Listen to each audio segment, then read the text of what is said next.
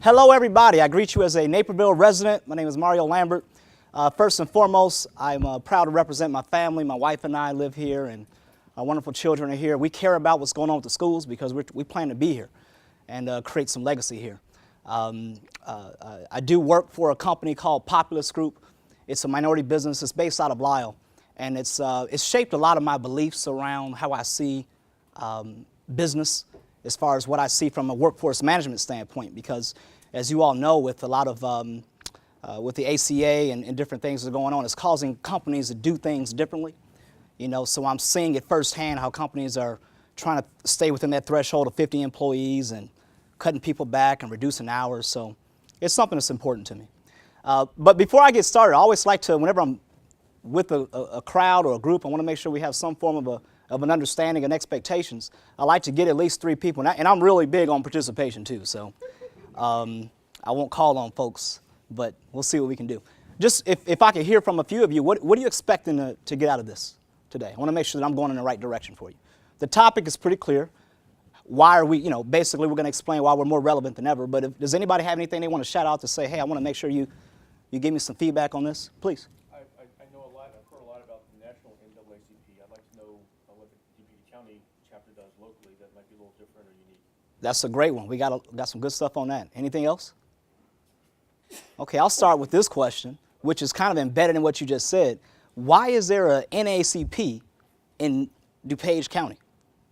Why is there an NAACP? We represent Kane, Kendall, and Will County as well. But why? And I'll say what you all may be thinking. Communities with less than 5% African American population, maybe 10, 15, depending. Is there 15 anywhere? No. So, you know, the populations are very low. So why would there be an NAACP? Well, I heard some of the issues, and we have to cover everything with saying that we are not a partisan organization. The National Office is a 501c3. We're a 501c4 because it enables us to do one of the most important things, and that's get people to the polls. And that's one of the agenda items that I heard you all talk about. I heard, you know, we constantly hear that that's something that's important. Something else that's very important to us is that everybody has access to a free public quality education. That's something that's very important to the NAACP, nationally and locally.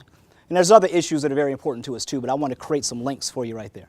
So let me go ahead and go into some of this stuff real quick.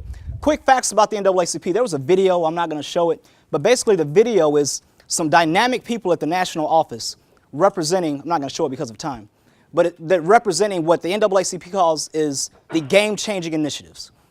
Economic development, education, criminal justice, environmental justice, and I'm forgetting one. Health. Thank you so much. So those initiatives, each one of those are tied to specific expectations that they're expecting on a national level and for all of the branches to operate on a local level. Now, another thing that's very unique that I'll try to get into a little bit today is that what we tackle as a NAACP unit in Naperville and Lyle and Westmont and Aurora and so on is not necessarily the same things that they're dealing with on the west side and south side of Chicago. Most NAACP units are in very heavily populated African American communities. That's the truth. So the way that we go about it, looking to accomplish certain things is not necessarily to say, hey, we need the kids to have books in the classroom. We need to make sure that the kids are not, you know, that they have that they have access to quality teachers and so on. That may not be our issue, but there's some other issues that are very important. We'll get into some of that. So as far as quick facts on this, established in 1909 as a result of the Springfield riots. That's a little history relevance there. Inclusive of all people. Many people don't know that the NAACP, the original people that sat around the table, out of 6, only one of them was African American.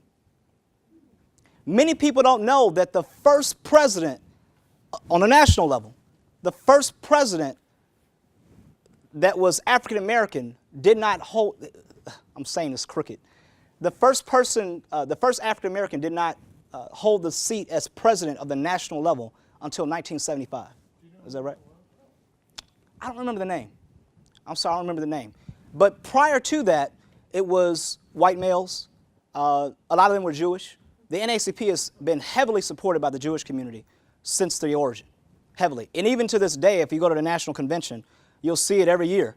that somebody is going in their pockets and writing $1 million check, and they're usually Jewish. So it's, we're cool.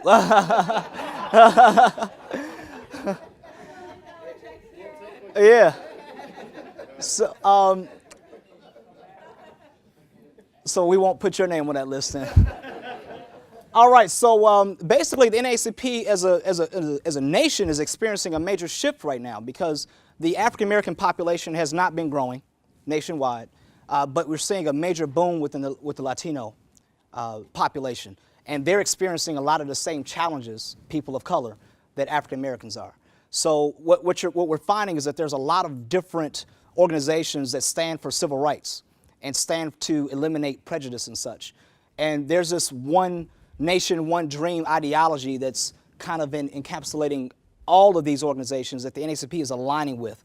So, and that's basically to be about just eliminating discrimination and not just only speaking from the standpoint of African Americans, although the African American cause continues to be the majority of the framework of who we are and what we do. Does that make sense? All right, cool. Are we going in the right direction? We telling you all something that's helpful? All right, cool. So the mission, let's just make sure we understand very clearly what the mission is for the advancement of colored people is to ensure the political, educational, social, and economic equality of rights of all persons and to eliminate racial hatred and racial discrimination. The vision of the NAACP is to ensure a society in which all individuals have equal rights and there is no racial hatred or racial discrimination. I'll tell you all a quick story because this is something very relevant just to understand where the NAACP is going as a whole, and just I like to get into the dynamics of how things work, and I think that the more transparency that we are, the more that people can learn and really understand.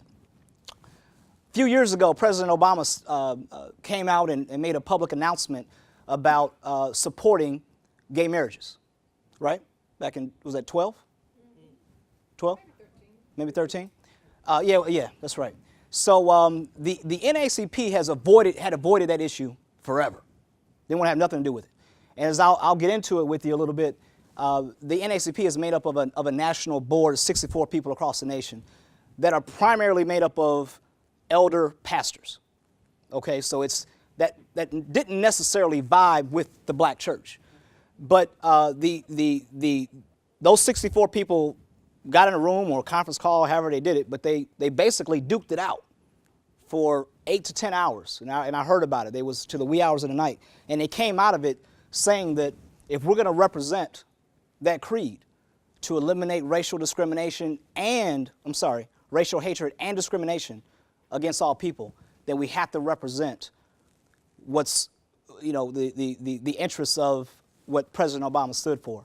And probably some other maybe influences that helped them get to that decision. But I wanted to let you all know that just to prove as a point of reference that the NAACP is speaking out against more than just what you may think.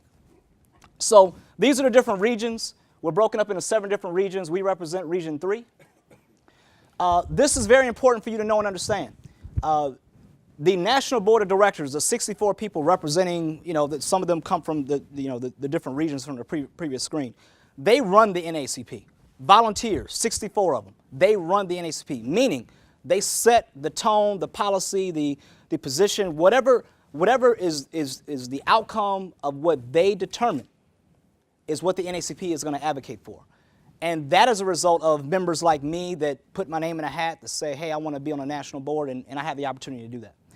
And just as any other member, we have several members in this room tonight, they have the opportunity to do that.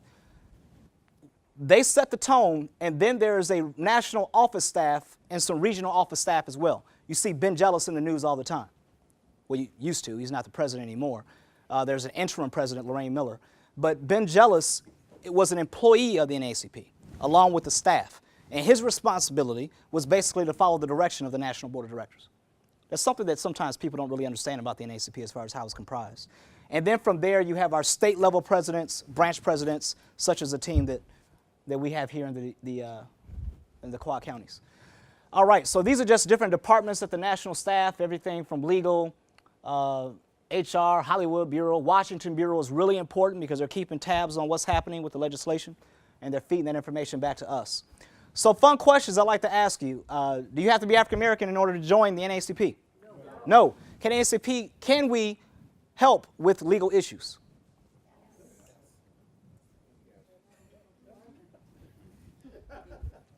It depends, though.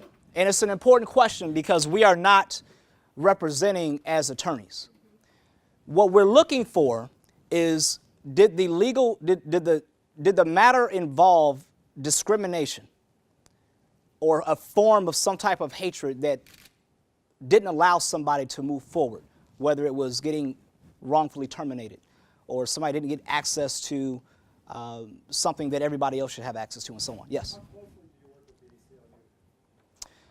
Well, great question. On a national level, there's a partnership. On the different regional or branch levels, it depends on the relationships at that level.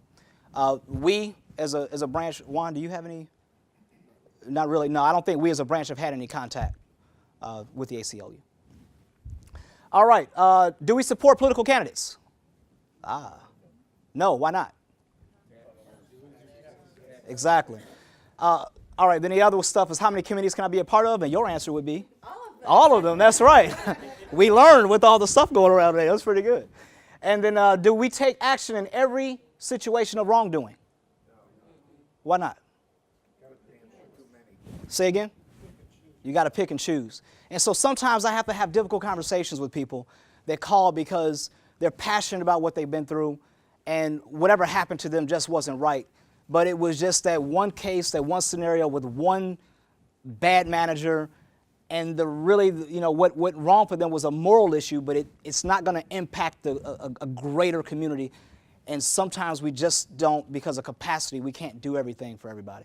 But we ask for their membership and tell them to come get involved so we can help other people that are going through what they're going through.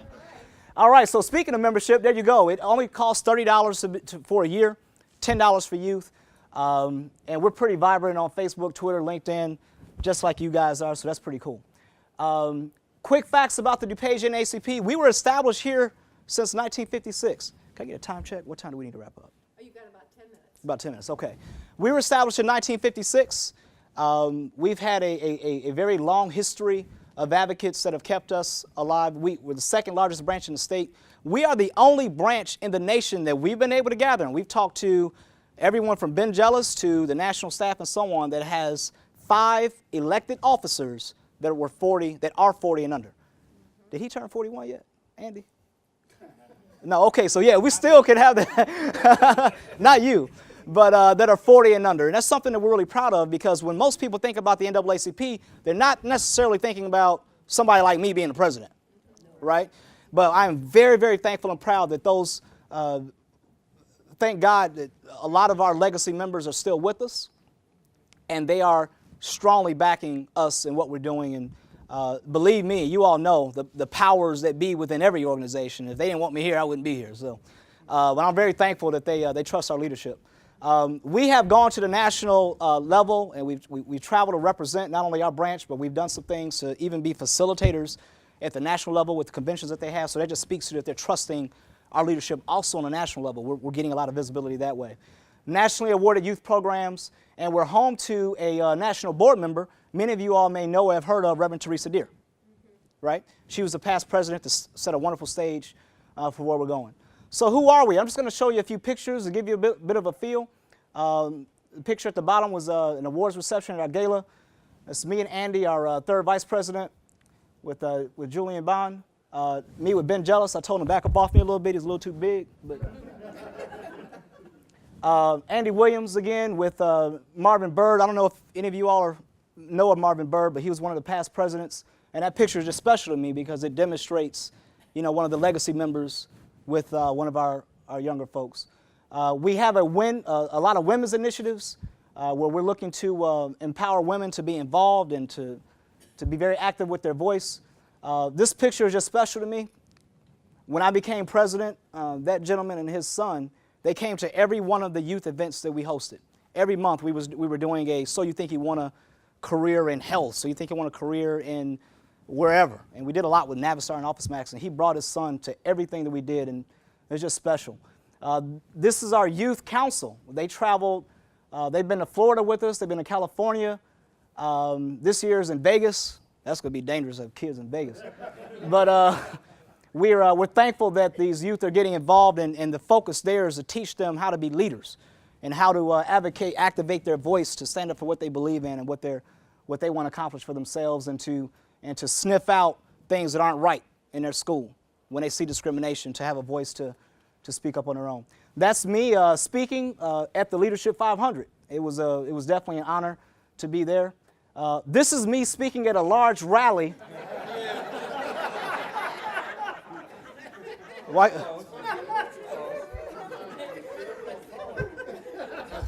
I try to pull it off every time, man. It doesn't work.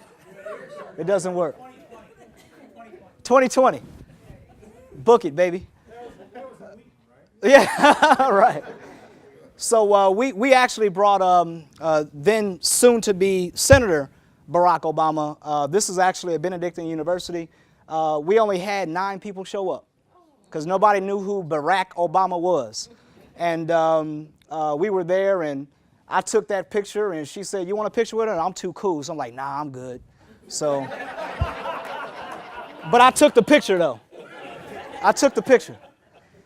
All right, so we've done some incredible things with the school districts. And think about that. That's Neuqua Valley High School with an NAACP sign on it. That's like freaky almost, like, right? So, I mean, just the level of relationships we've been able to build and the trust has been amazing. And then, we've had, close to 1,500 people show up the last couple of years at this event that we do every year in August, the college readiness event, where we basically get parents and students together to get access to what is it going to take for me to not only do well in high school, but to get to the next level in college and be successful. So we bring in. Working with College of DuPage on that one? Yeah, they help us a lot. Yeah, they help us a lot.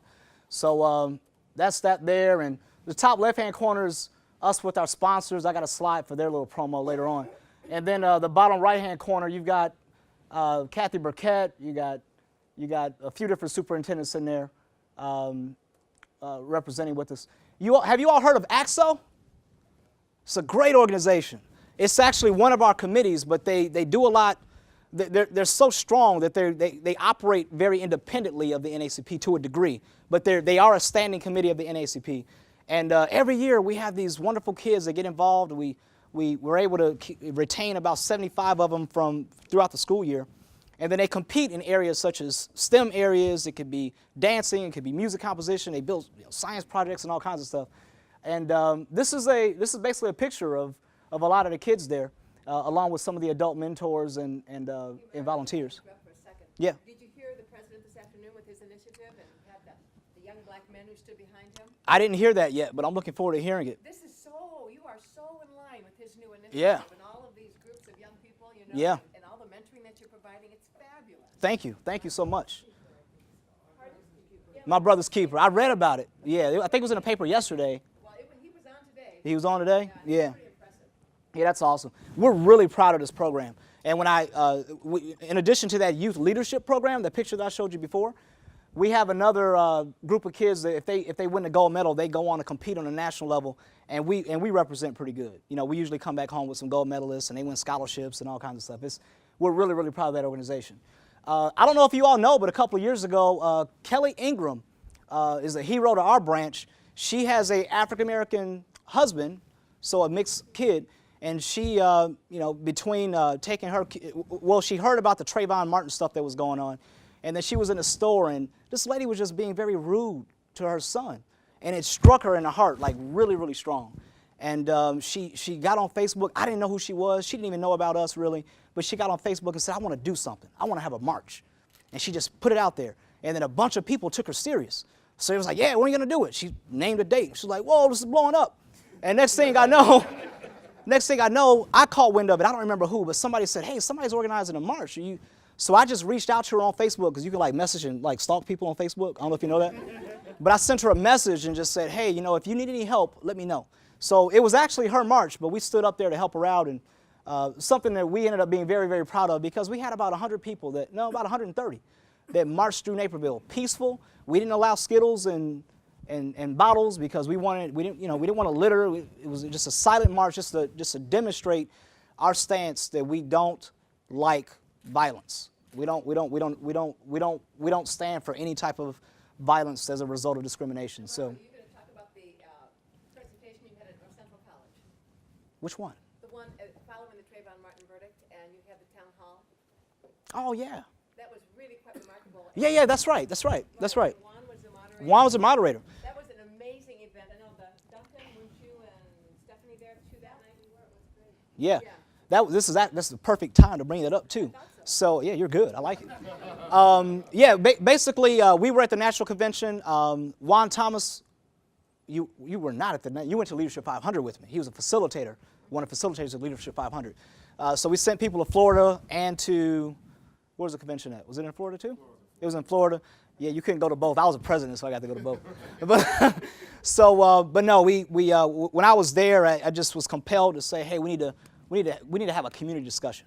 So I got on the phone, I called Juan, I called Ray Sibley, our criminal justice chair, and said, I want to get police officers, politicians, educators in the room, and it ended up being quite a great conversation. It was. There were Yeah. policemen there from all kinds of communities. Elgin was there, Bolingbrook was there, Naperville, Aurora. There were others as well. There Yeah. was a beautiful panel discussion as Yeah. well. And Yeah. you had people in the community tell their story, and it was enlightening, and it was respectful, it was civil, and it Yeah. was good. And so, most organizations are a reflection of their leadership to a degree, right? And when I became the president, I knew I couldn't be like Reverend Teresa Deer. If you ever met her, she's intimidating. She's always wearing black and looked like she's just about to just rip you apart with her rhetoric because she's so smart. And that's just not, that's not my style. But what is my style is that I'm very, very high on accountability. I really believe that if you get the right people involved for the right reasons, the good things will happen. And when it doesn't happen, I'm one of the first people to call it out. I might be smiling at you, but I am going to call it out. So when I came about, I envision having those types of forums where we can disagree, but still have a dialogue and come out giving each other a hug. I'm a touchy-feely guy. I mean, when the policemen were presenting their Yeah. side of what happens, what's going through my mind when I make a traffic stop or I see something going on. Yeah. And then the mothers and fathers were there, the young people were there. It was, Yeah. I mean, I have never been in a forum that was done quite so well, Yeah. and quite so honestly. It Yeah. was well done. Thank you. How was it advertised? Well, here's the issue. We only had 10 days to pull it off. And I don't even know why we did that so fast. We probably should. It was just a level of energy going around about the Trayvon Martin verdict, and we needed to respond. So that was the reason why it just had to be. I don't even know if it was 10 days. It may have actually been more like 7. So it wasn't advertised well. But we're going to do another one, though. We'll do another one. Call her. Comes out every week. All right, baby, we got you. I like this guy. He's confident with it. I like it. All right, so this is just a picture that's very special to me. That's me, my daughter, and Lisa Fitterer, who was one of the directors of HR at Navistar. Navistar put on their big screen. They rented out in their foyer area. Proud to support the NAACP. Wow, that's amazing.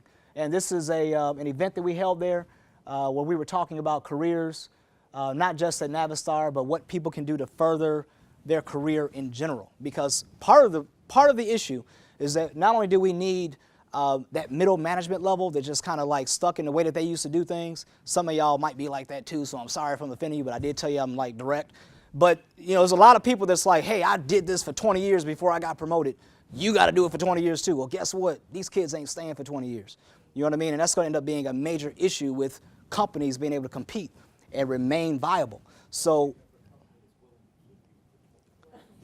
and that's the other side of it too, if they're even willing to keep you. So, that's the flip side of it. But I'm speaking from the angle of developing talent.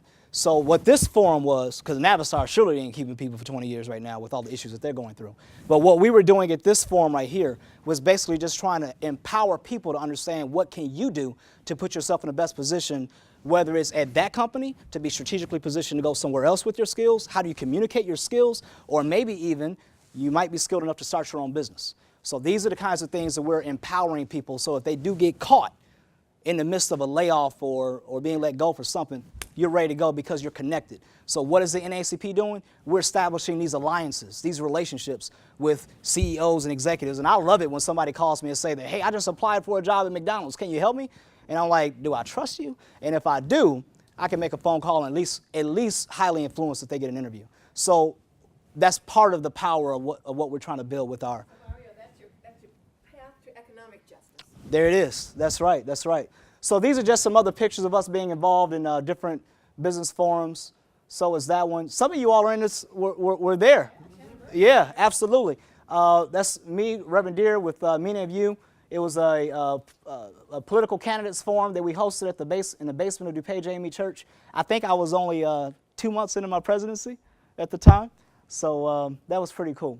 And just a few other pictures of us having fun. We try to keep things vibrant. So here's the framework again. Youth advancement, we talked about that. Education, that's really focusing on the administrators and the school boards and looking to make sure that they're doing things to help us close the achievement gap. Health, national level when it comes to health, very highly involved with making sure that there's access to health care. On a local level, we're pushing a lot as it relates to like representation at Edwards Hospital and some of these other hospitals that we have, and them being involved in promoting careers in healthcare. That's a big thing of what we're looking at. And then economic development, we talked about that with the minority business development, and we have a specialist when it comes to the protection of home ownership. I mean, if you ever know somebody that's faced a challenge with being wrongfully removed or going through something where the bank isn't being fair with them, we've got experts that can help get that thing straightened out quick because they know the rules that well. And Andy Williams is one of Chicagoland's finest folks, and he's one of our vice presidents. Civic engagement, that's basically just getting people to the polls. We want to get people not only to the polls, we want them to be knowledgeable about who they're voting for. We're nonpartisan, but you all know that most of the things that we believe in are very closely aligned to a lot of what is on your platform and your agenda. So when you say you want to get people to the polls, so do we. We want high voter turnout too. And we understand that pain of people just not showing up, voting. Gotcha. And we're looking good too on the clock too, trust me. All right, so and then criminal justice, that's just working with the local law enforcement agencies so that we can help eliminate some disparities. Those are the sponsors. I don't show that to brag. I just show that to let you all know that there's a lot of people that trust us. And we got to let you all know that we do have our gala coming up. We attract, who's been to our gala before? Excellent. So then, we have, Mr. Allen, how are you, sir? We have an average of about 500 people that come to our gala. It's a great event. And if you're looking to network and meet some folks and some very strong people in the community, it's a who's who of community leaders. College at DuPage buys a table, and I know that we went last year. Last year was my first year there. An amazing crowd of folks. Bill Foster spoke at the microphone. Lots of elected officials are there. Yeah. It's a good place to be. Absolutely. And for a good cause. Absolutely. So we're trying to get actually the ticket sales are going very well this year. Has a little bit our tickets are not that expensive. It's $75 per person, but we put a kicker in there that if you buy after March 1st, it's going to go to $85. So we're noticing that we got a little spike going right now. So it's working pretty good. We do an awards program, a reception at 6 p.m. and then the dinner program is pretty nice. So yes, you can. The website is right there, the bottom one. This is my last slide, so I'm pretty good with that time management. But so DuPage County NAACP.org is our website, and you can just click the red gala tab in the top right-hand corner, and you get your ticket that way. But if you're looking to like maybe sit with other people within your party, you might want to collaborate and at least just let us know that you're looking to do that, so we don't just kind of randomly scatter you all around. I think you're a pretty remarkable leader. Let's give him a hand. Thank you. Thank you. Thank you.